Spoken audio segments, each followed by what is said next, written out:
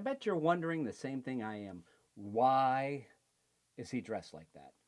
What the hell is going on here? Welcome to Cooking Something Good, the Jones Barbecue Studio. Where today's episode of Cooking Something Good, we're going to have professional bike racer, now retired, Finnigan O'Connor on. He's going to talk about all the things you need to put into your body to stay healthy when you are exercising at a highly competitive level, or if you're working out really hard in your own home or on the street or in your driveway or in the neighbor's driveway. If you're in the neighbor's driveway, they're probably looking out the window going, Alice, he's there again. What the hell's he doing there? Yeah, Finnigan O'Connor. It's going to be a great interview. I think you're going to like it. And then we're going to talk about his new business. He converts old ambulances into RVs, food trucks, anything you want. It's really, really interesting. Once again, it is the Jones Barbecue Studio. Jones Barbecue, our sponsor, sisters Mary and Deb Jones make what I think is the best bottled barbecue sauce I've ever had. And you can get it at our store, csgbn.com. Just go to our shop. You can buy it right there, as well as many other great restaurant gift certificates and other food-related items. csgbn.com. Go to our store. It's going to be a good show today. I think you're going to like it, so let's get right into it. Here comes Finnegan, Finnegan spells. Hey, welcome to Cooking Something Good. I'm your host, Dave Dussault. What am I doing? I'm pretending to be riding a bike. Who do I have with me? Finnigan O'Connor. Finn O'Connor, welcome to the show. Thank you, Dave. Thank you. Unlike me, who looks like a fool, you are actually, or were, a professional bike racer. I did just retire at the end of this past season. So I want to talk a little bit about, when you talk about athletes, either professional athletes or, weekend athletes or people who work out every single day, you need X amount of fuel in your body to be able to maintain a certain effort. And when you're a professional athlete, especially bike racing, doesn't matter what kind of bike racing is, there's a lot of energy going out. What was your diet? Was it scientific? I mean, what did you eat? And was it part of a program with other bike racers? And why am I doing this with my hand? And why do I have these headsets up here? So many questions, Finn. But what did you eat? I mean, I'm interested to know. I mean, it's calories. So is it calories in and calories out? Is it that simple? It pretty much is at the baseline, but then there's a lot of other things we take into account that mostly have to do with fatigue. So even though it's like, all right, we're going to eat 3,000 to 4,000 calories a day on, a race day or like a big training day, that's kind of what we shoot for. At least for my body. Everybody's body is going to be different. So you kind of have to fine tune the kind of basics to your own body. That just takes time, figuring out, testing different things, different foods, different timing of eating. Because like I was saying, timing is a huge part in terms of eliminating fatigue. So especially on race days, yeah, we want to eat as much as we can, but at the same time, we have to think about our blood sugar level. So we're not spiking and then crashing and then spiking and crashing throughout the day, because that's what tires your body out. That's where you get fatigue. And so I guess a lot of people probably think of, oh, you're going to take gels or sugar when you're on the bike or right before start. That's what I thought. Yeah, so that actually introduces a cyclical wave throughout the day in your body, which puts more fatigue on you. And in the end, you'll be more tired, essentially. So what we do is we try to eat smaller portions throughout the day to keep our bodies at a consistent level, so we're not spiking and crashing. That's just kind of one of the things we think about. I mean, there's so many other things, but now, what kind of racing did you do? There's all different. People think of the Tour de France and my shirt. I can see myself, dun dun dun dun dun. I'm going to win this thing, and I can hear the music in my head. If it was a documentary, dun dun dun dun dun dun, David Dussault, bum bum bum, and then I'd reach in my pack and I'd don't a sweat be pouring off, and I drink my water and bum bum bum. Is that the kind of is that a good example? I mean, if you're watching a cycling documentary from the 80s, yeah, maybe. But I think no. So what I did is Yeah, so what I did is what's called cyclocross. Yep. So I race some road, I race some mountain bikes, but I really specialize in what's called cyclocross. It originated in Europe. It's kind of a mix between mountain biking and road biking. You're on what looks like a road bike, but the geometry is a little bit different, has a little bit more aggressive tires. What do you And mean the by aggressive? season What do you mean by aggressive tires? got a little bit more knobs on it. It's not a smooth, slick tire. It's more like a mountain bike tire, but kind of the size of a road bike tire, if that makes a little more sense. No. Go ahead. The season is from September through February. Yeah. So we are dealing with, extreme heat and dry temperatures, in the early fall, all the way to we're racing in snow and ice. How cold is it getting? I mean, is it sub-zero temperatures? I mean, I've raced in single digits before. Yeah. Do you have like in my car? I have a heated seat. Do you have heated seats and heated handlebars? No. Yeah, no. No heated No. seats? No, we run through the water, mud, sand, snow, whatever. It's usually they're hour-long races. So it's basically how hard can you suffer for an hour? And sometimes you have to like carry the bike. Dun dun dun and dun. See the little Yep. shake I'm doing? Dun dun dun and Yeah, so yeah, we like have this. Dun, to dun, dun. put the bike on our shoulder, run up hills, run over barriers, kind of whatever the fastest way around the course is. You don't have to ride your bike at all. You can run the entire thing if it's faster. And in Europe, there's some courses that are so muddy that it is just faster to run, 50% of the course. It's just all about, the fastest way around. Now you obviously must take in fluids when you're riding. Do you take in food too, or is it just fluid when you're actually racing? So when I'm actually racing, even typically, unless it's a really hot day, don't even carry water. It's all about hydrating the previous kind of 24 to 30 hours So before you your race race. for an hour and you have no fluid? Yeah, no, because what we do is we really hydrate for the 24 to 30 hours before that race. Yeah. So our body, is hydrated, and then we can basically run it to depletion and throughout the race. Because you're running at absolutely max heart rate. For me, around 200 beats per minute for an hour. It's really hard to take down water, let alone food. So that's why the prep leading up to a race is extremely important. Now on a training ride, yeah, I carry lots of water, lots of calories, lots of carbohydrates. But yeah, in a race, pretty much Holy nothing. cow. I could never win a race because I'd fall asleep because I'd be up all night peeing.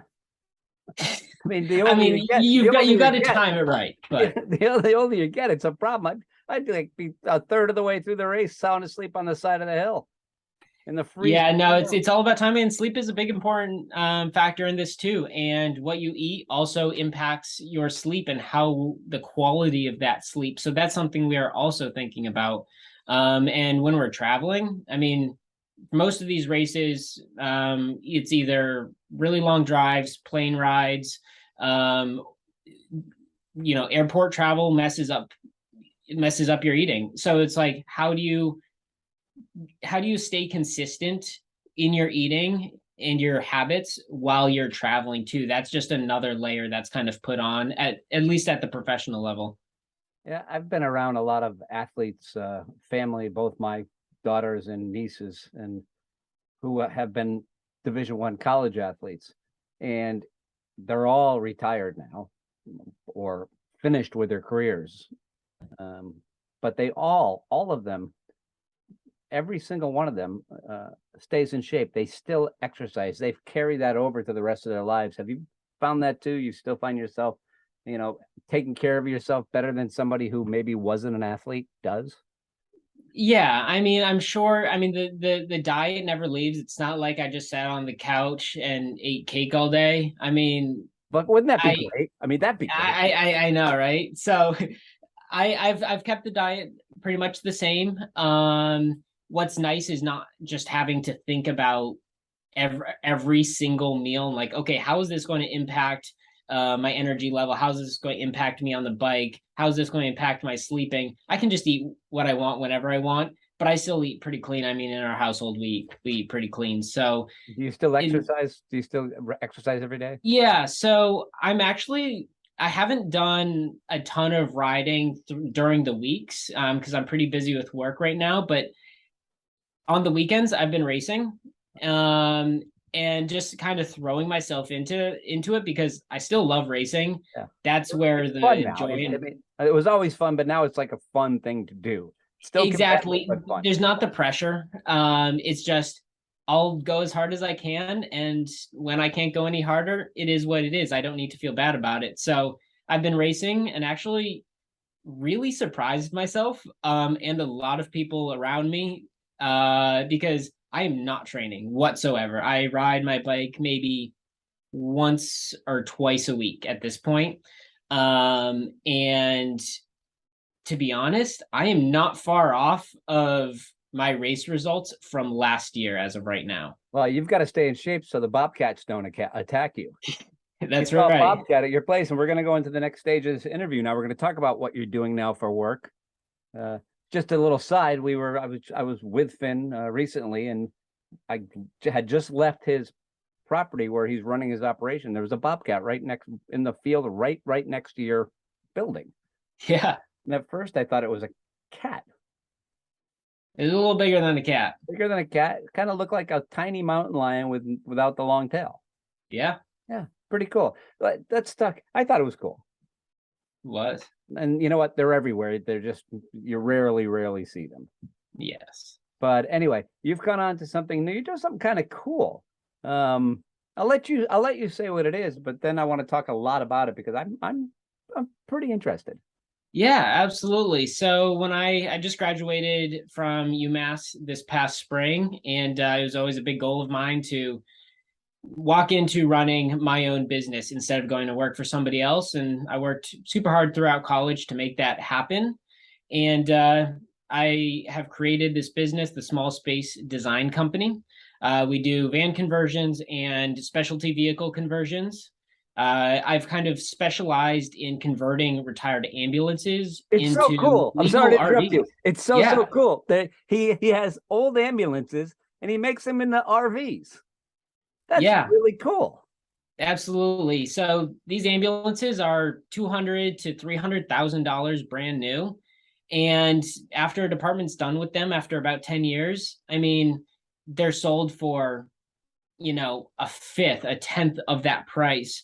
And so you can get a really nice, one of the best built trucks out there. I mean, they're designed to withstand, I think it's like 5 rollovers is kind of the standard without any deformation. So they're incredibly strong, incredibly safe.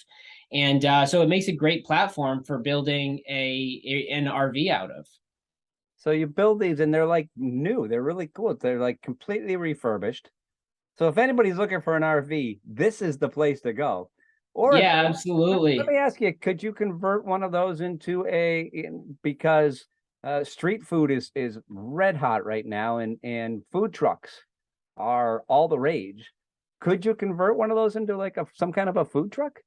Absolutely. I mean, I actually just had somebody come look at one of the ambulances I have that isn't converted, and he has a mobile coffee business, and he wants to do basically a food truck build on it. So it's super easy to do those. I mean, they're massive boxes inside. They're 14 by 8 foot, and they are built incredibly strong. We can cut massive holes in them, and they're still structurally sound. Have a whole big flip up window.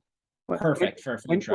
When you say easy, you mean it's something that can be done, but it's not easy to do. It takes a skill, and you guys have a bunch of people who are very skilled at this. Absolutely. And when you say easy, I working... could not do this. Yeah, no, yeah. There could be some DIYs, but we've been doing this long enough. I've had 5 ambulances. 5 ambulances in the past 6 months that I've done. And I mean, we know them inside and out. We're probably one of the most experienced ambulance builders in the Northeast, if not the US, just in terms of volume at this point. and working on launching a new business, Northeast Adventure Truck, that will be coming in 2023, where we take these ambulance boxes, just the rear portion, we're putting them on brand new trucks and selling them as luxury RVs at that point, brand new. And Brand if new you're out there trucks. and you're if you're out there and you're listening and you're thinking, hey, this is interesting and I'm really interested in this. You can reach out to me and we'll pass it along to Finn. Yeah, absolutely. We do all of them. We do van conversions. Working on a micro van conversion right now, which is a tiny little van. Then we do sprinter vans, ambulances. We do pretty much any vehicle. Yeah, so reach out to davidcookingsomethinggood.com. We'll forward that on to you, Finn. It's pretty cool stuff. I Thank am you, Dave. impressed. I'm very impressed. First of all, your career, congratulations, amazing. You Thank you. accomplished so much so young, and you're just right back at being the competitor you were on the bike in the business world. And we wish you all the best of luck. Thank you for your input and your thoughts on people like me who go out and are weekend warriors. Or I've taken up. I don't know if I've taken it up, but I have an affinity for hiking, whether it's hiking or just walking. And I recently actually did a hike up on Mount Sunapee. It was like almost a 6.5, almost 7 mile hike. And I brought a collapsible water bottle because it said along the way there were places that you could fill your water bottles. They had streams that they consider clean and safe. Well, they're all dried up. So I got into that, and I had one other water bottle with me, but I didn't have enough for that walk. And by the end, I was getting uncomfortable. Yeah, hiking's one of those things I've actually also tried to get into recently as well. I always found it tough for me to get into hiking because coming from a really high intensity sport, it was hard for me to slow down. My brain wasn't stimulated enough to enjoy it, and I had a lot of trouble just slowing down and enjoying it. But this past summer, I've gone on, I've hiked more than I ever have. Went to Acadia National Park, hiked in the Adirondack Mountains, hiked a lot up in Vermont. And it's one of those things I've been trying to use it to slow down a little bit. Yeah, after coming off a crazy career of cycling. Yeah, I'm highly competitive, and I always have been. Yeah.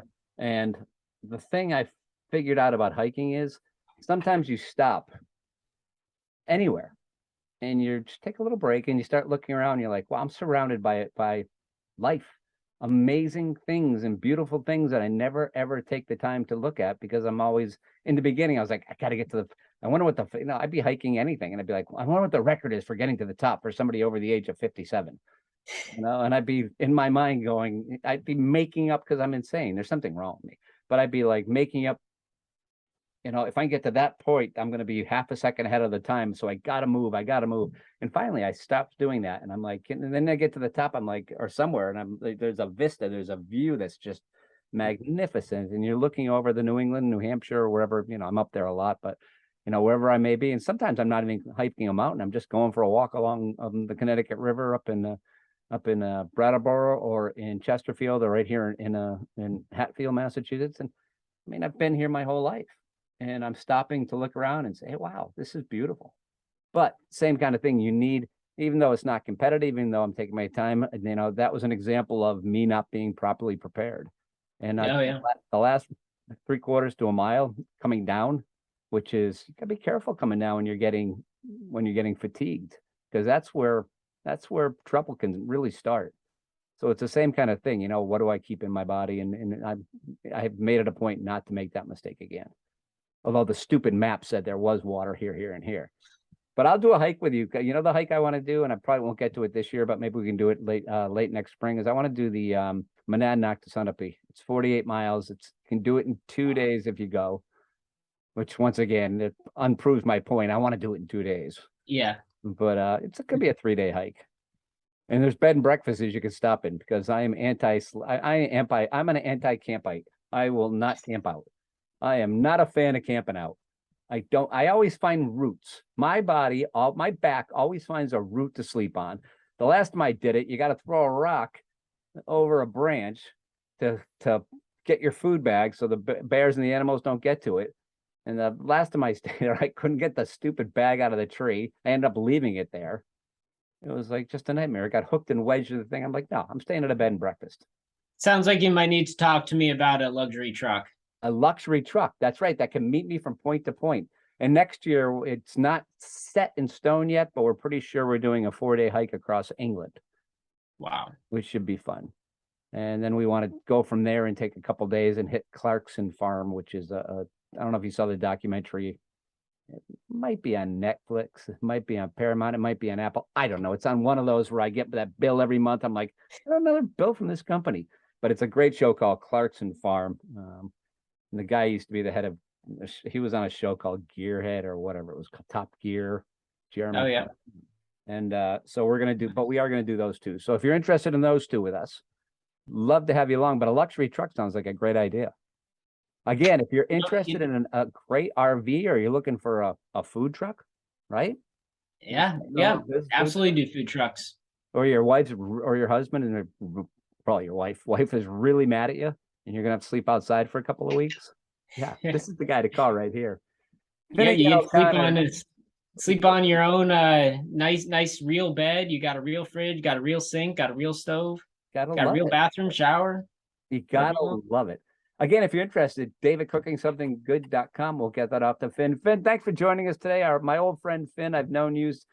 I have to, a little disclaimer, a good friend of my daughter's, my youngest daughter Izzy's, and we were talking a little earlier about it, but I used to drive you home from school when you were 12 years old. Yep. Like, Yeah. it's hard to believe. Like you said, it feels like yesterday. It does, really does. doesn't it? But it wasn't, and I can prove it. Every time I have to get up to go to the bathroom in the middle of the night, I can prove it. Hey, Finn, thanks for being with us. That's going to do it for today. We're all done. Until next time, remember, food is fun, fun is food, and it's always foodie fun time here at Cooking Something Good. Bye now. And that's it. That's a wrap. Cooking Something Good done for the day. Special thanks to Finn O'Connor, Finnigan O'Connor. We talked all about all the great things that he's done so far in his very young life. Professional bike racer. He's got his own company now, converting ambulances into mini SUVs and to little food trucks. If you're looking for him, contact us. We'll tell you how to get in touch with him. You can contact me, davidcookingsomethinggood.com, and I'll tell you how to find him. A great show next week. We've got the Harvest Restaurant, great place in Cambridge, Massachusetts. The food is wow. It's wow, and wow is good.